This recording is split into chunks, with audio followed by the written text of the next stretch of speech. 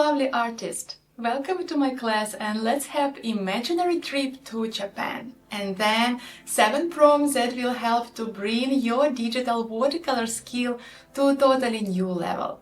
Get ready to learn new watercolor techniques for Procreate. My name is Inga, I'm an artist and I'm here to show you that digital watercolor is magical.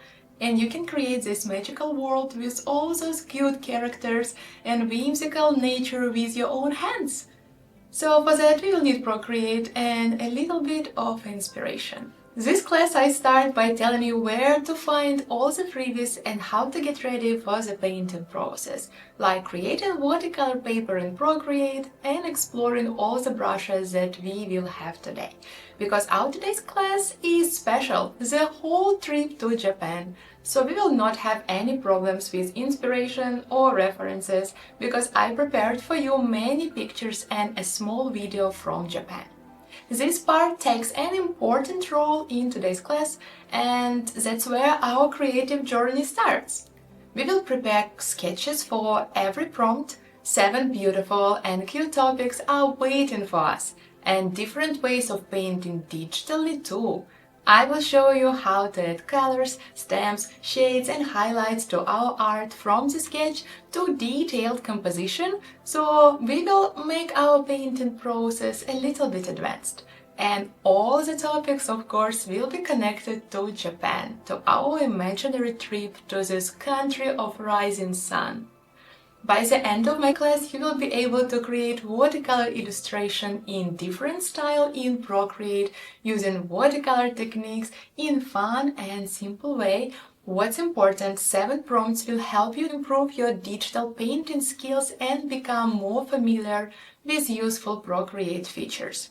During the course, I will slowly move you throughout my workflow, explaining every step and describing Procreate features and watercolor painting techniques.